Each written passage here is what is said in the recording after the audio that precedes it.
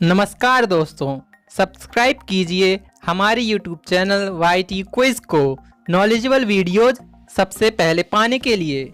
Friends, मैं सौरभ कुरेले आज फिर लेकर आया हूं आपके लिए बेहद महत्वपूर्ण प्रश्न और आज हम डिस्कस करेंगे उनको। और चलिए दोस्तों शुरू करते हैं। तो देश की पूजा ही राम की पूजा है को मदन लाल ढींगरा ने कहा था। मदन लाल ढींगरा बहुत ही प्रसिद्ध शहीद हैं जिनको फांसी दी गई थी 1909 में।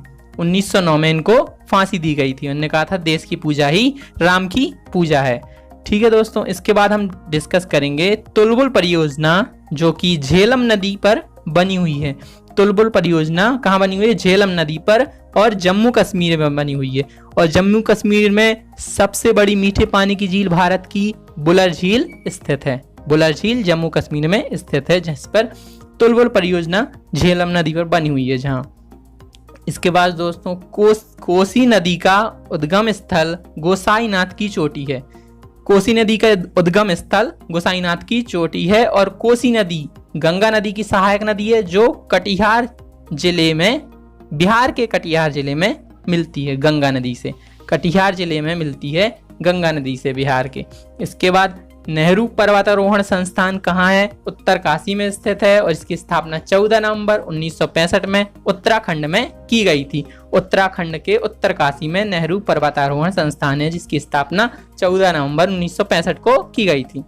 इसके बाद दोस्तों डिस्कस करेंगे भारतीय राष्ट्रीय कांग्रेस के संस्थापक, सबको पता होंगे, A.O. ह्यूम है और ये अधिकतर पूछे जाते हैं। इसकी स्थापना 1885 में की गई थी और सबसे ज्यादा अधिवेशन कांग्रेस के कलकत्ता में हुए हैं। कितने अधिवेशन? 10 अधिवेशन। तो कलकत्ता में सबसे ज्यादा अधिवेशन 10 अधिवेशन हुए हैं। इसके बाद दोस्तों डिस्कस करेंगे भारत में चुनाव की सबसे छोटी इकाई ग्राम पंचायत है। सबसे छोटी इकाई क्या है? ग्राम पंचायत। और ये राज्य सरकारों के अंतर्गत आती है। राज्य सरकार यहाँ पर इलेक्शन कराती हैं और आर्टिकल 243 के अंतर्गत इलेक्शन कराती हैं। और पंचायती राज को 73वें कॉन्स्टिट्यूशनल अमेंडमेंट के द्वारा जोड़ा गया था। 73वें कॉन्स्टिट्यूशनल अमेंडमेंट के द्वारा जोड़ा गया था। जैन धर्म में परम ज्ञान से तात्पर्य होता है केवल्य। केवल्य का मतलब होता है परम ज्ञान की प्राप्ति होना। और दोस्तों श्रवणबेलगोला जैन धर्मों का प्रसिद्ध तीर्थ स्थल है जो कर्नाटक में स्थित है। यहाँ पर गोमतेश्वर की मूर्ति बनी हुई है जो बाहुबली को समर्पित है, भगवान बाहुबली को समर्पित है। इसके बाद वास्को डी गामा पुर्तगाल का यात्री था। वास्को डी गामा कहाँ का यात्री था? तो पुर्तगाल का था। ये 20 मई 1498 को भारत आया था और कालीकट बंदरगाह पर आया था। ठीक है दोस्तों, इसके बाद डिस्कस करेंगे तो नियोलिथिक का अर्थ है नवपाषाण काल। न्यूलिथिक का अर्थ क्या है? नवपाषाण काल। और नवपाषाण काल दोस्तों, नवपाषाण काल में पहिए की खोज हुई थी और पुरापाषाण काल में आग की खोज हुई थी। तो न्यूलिथिक काल में किसकी खोज हुई थी? नवपाषाण काल में पहिए की खोज हुई थी। इसके बाद दोस्तों डिस्कस करेंगे ज्वालामुखी के मुख को क्रेटर कहा जाता है। क्या कहा जाता है? क्रेटर। और प्रशांत महासागर के जो तटीय क्षेत्र हैं, जो तटीय देश आते हैं, वहां पर उसको रिंग ऑफ फायर कहते हैं क्योंकि वहां पर ज्वालामुखी विस्फोट होते रहते हैं। और ऑस्ट्रेलिया में एक भी ज्वालामुखी नहीं है, याद रखना है आपको। ऑस्ट्रेलिया महाद्वीप में एक भी ज्वालामुखी नहीं है।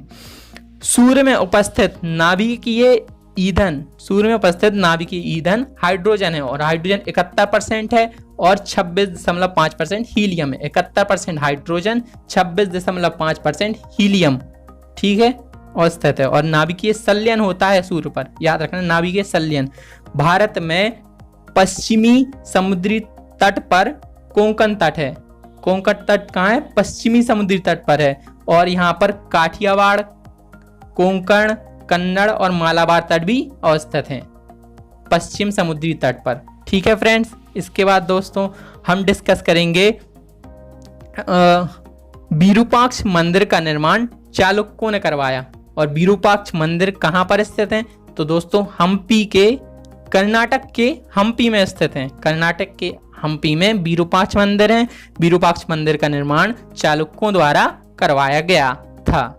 ठीक है फ्रेंड्स, इसके बाद दोस्तों हम डिस्कस करेंगे व्यापारिक वैसलीन का निर्माण पेट्रोलियम से किया जाता है। पेट्रोलियम क्रूड ऑयल जो होता है उससे व्यापारिक वैसलीन बनती है। क्रूड ऑयल को प्रभाजी आसवन विधि द्वारा उसका शुद्धिकरण किया जाता है और उससे पेट्रोल, डीजल, वैसलीन, टार आदि हमको प्राप्त होता है। इसके बाद दोस्तों, ध्वनि तरंगे निर्वात से होकर नहीं गुजरती। ध्वनि तरंगे निर्वात में यात्रा नहीं करती और ये जो ध्वनि तरंगे होती हैं ये अनुदैर्घ्य तरंगे होती हैं। अनुदैर्घ्य तरंगे होती हैं ध्वनि तरंगे, और जबकि प्रकाश तरंगे होती हैं अनुप्रस्थ तरंगे। फ्रेंड्स, इसके बाद हम डिस्कस करेंगे भारत में राष्ट्रपति का चुनाव लड़ने वाली पहली महिला लक्ष्मी सहगल थी, जो एपीजे अब्दुल कलाम के खिलाफ चुनाव लड़ी थी। और दोस्तों, आपको बताना है एपीजे अब्दुल कलाम को भारत रत्न कब दिया गया था। आप कमेंट बॉक्स में कमेंट कर सकते हैं एपीजे अब्दुल कलाम को भारत रत्न कब दिया गया था। और फ्रेंड्स, वीडियो को लाइक, शेयर और सब्सक्राइब जरूर करें, इससे हमें मोटिवेशन मिलता है। दोस्तों, ऐसे ही नॉलेजेबल वीडियोस देखने के लिए बने रहिए हमारे यूट्यूब चैनल YT क्विज के साथ।